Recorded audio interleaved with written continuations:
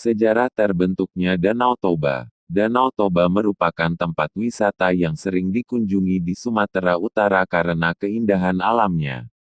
Belakangan, danau ini menjadi sorotan publik menyusul tenggelamnya KM Sinar Bangun, Senin sore, tanggal 18 Juni tahun 2018.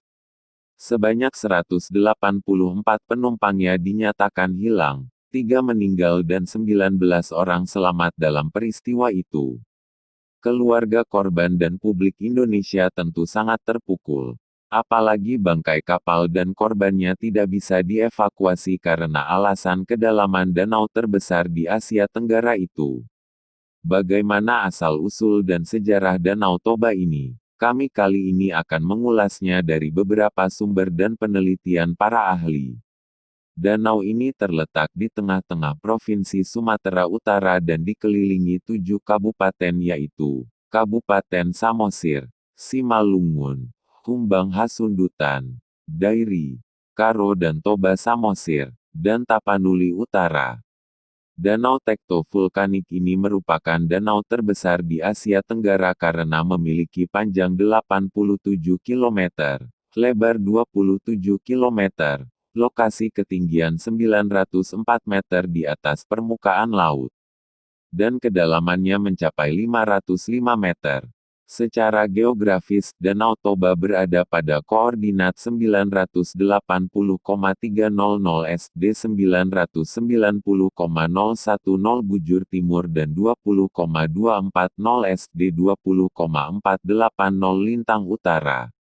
Danau ini dikategorikan sebagai daerah beriklim tropis basah dengan tipe iklim C sampai E. Suhunya berkisar antara 170 sampai 290 C dan kelembapan udara rata-rata 85,04%. Dari Danau Toba ini, mengalir sebuah sungai besar yaitu Sungai Asahan. Sungai ini mengalir ke dataran rendah sampai ke daerah perairan Selat Malaka di timur Pulau Sumatera.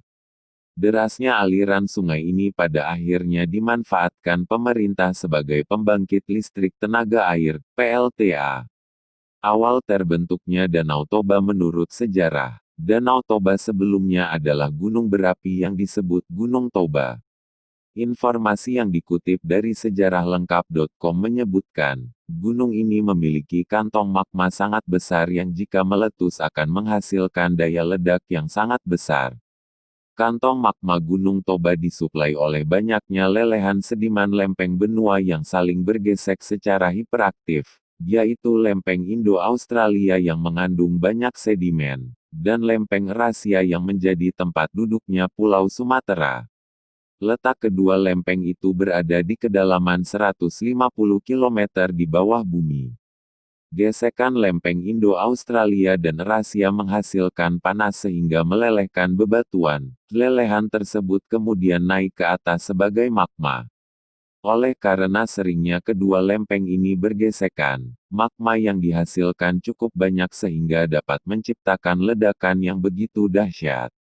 Dari beberapa literatur, tercatat bahwa Gunung Toba pernah meletus 3 kali. Pertama, letusan pertama Gunung Toba terjadi sekitar 800.000 tahun yang lalu dan membentuk kaldera di selatan Danau Toba, meliputi daerah Porsea dan Prapat.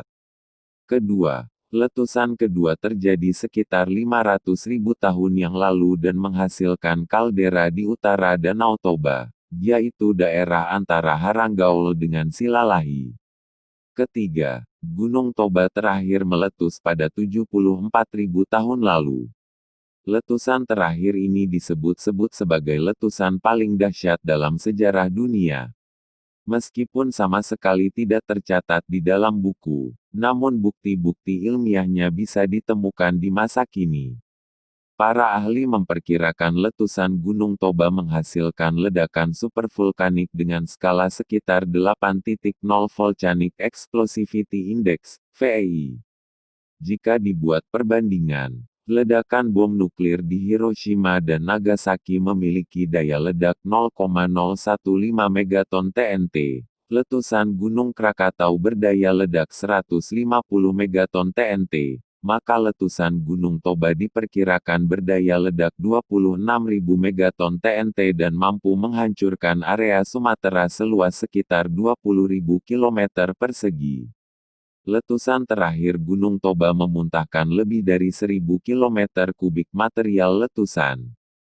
Ketinggian letusannya mencapai 50 km. Material abunya menyebar ke seluruh atmosfer bumi hingga menutupi cahaya matahari yang masuk ke bumi selama beberapa tahun. Akibatnya temperatur bumi saat itu menjadi turun sampai 3-5 derajat Celcius. Di samping menghasilkan tsunami yang besar, letusan Gunung Toba juga mengakibatkan kematian massal manusia dan beberapa spesies makhluk hidup lainnya. Dari beberapa hasil penelitian yang telah dilakukan, letusan gunung ini diduga menyusutkan lebih dari 60% populasi manusia saat itu, yaitu sekitar 60 juta jiwa. Dugaan ini didasarkan atas dua hal.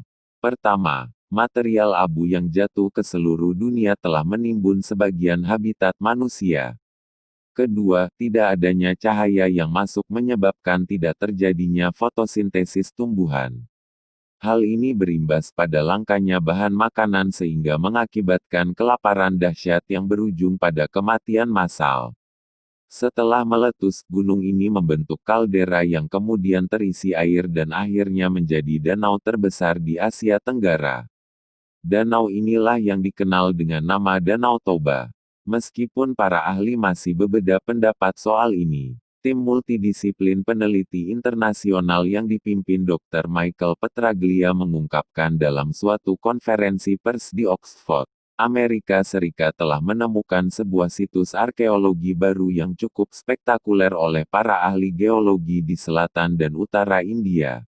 Situs itu mengungkap bagaimana orang bertahan hidup sebelum dan sesudah letusan gunung berapi, supervolcano, Toba 74.000 tahun yang lalu, dan bukti kehidupan di bawah abu Gunung Toba.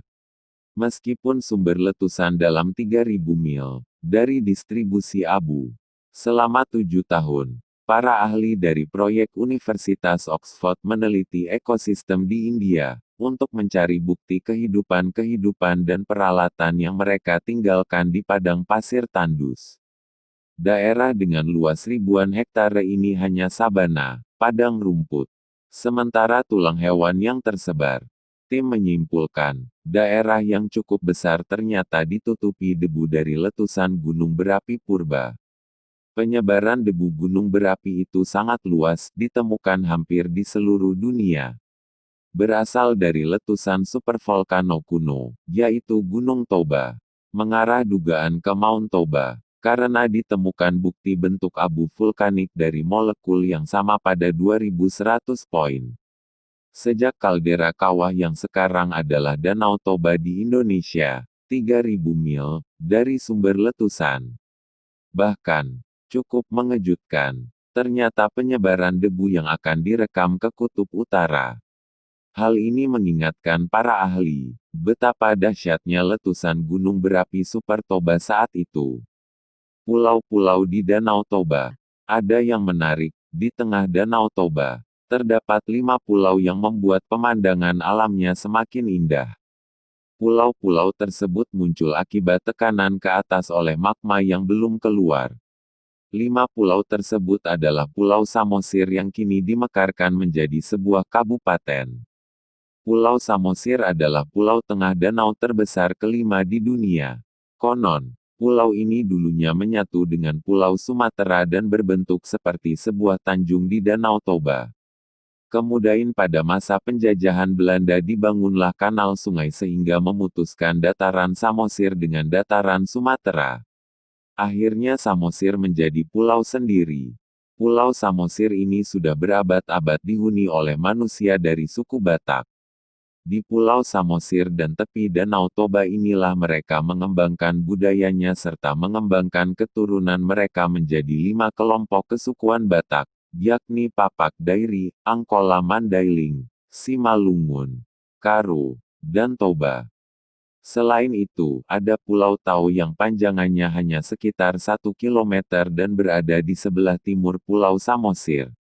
Di pulau ini dulunya terdapat sebuah hotel dan restoran. Namun karena pulau ini jarang dikunjungi wisatawan, akhirnya hotel ini ditutup. Dari pulau ini, wisatawan dapat melihat pemandangan Bukit Barisan serta keutuhan Pulau Samosir. Kemudian, Pulau Sibandang yang merupakan pulau terbesar kedua di Danau Toba dan terletak di Kecamatan Muara, Kabupaten Tapanuli Utara. Pulau Sibanding dikenal juga dengan Pulau Mangga karena menjadi salah satu pusat penghasil buah mangga yang memiliki rasa manis. Pulau Sibandang ini dihuni oleh 4 marga yaitu Marga Simare-Mare, Siregar, Opusunggu dan Raja Guguk. Selain mangga, sumber penghasilan masyarakat ini berasal dari tangkapan danau yang berupa ikan mujair, ikan pora-pora dan ikan lainnya. Ada juga Pulau Tulas. Secara administratif, Pulau Tulas berada di Kecamatan Cianjur Mula-Mula Kabupaten Samosir. Pulau ini disebut-sebut masih perawan karena belum tersentuh oleh manusia. Keseluruhan pulau ini diselimuti oleh hamparan warna hijau karena hanya ditumbuhi semak belukar dan beberapa jenis hewan. Terakhir adalah Pulau Toping, pulau yang berada di ujung Danau Toba, tepatnya di Desa Silalahi Kabupaten Dairi. Menurut informasi yang beredar, kedalaman Danau Toba hanya bisa diukur di kawasan Silalahi ini.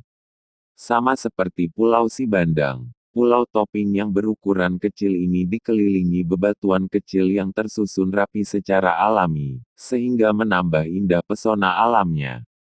Demikianlah sejarah terbentuknya Danau Toba dan pulau-pulau kecil di Danau Toba. Semoga video ini bermanfaat bagi kita semua.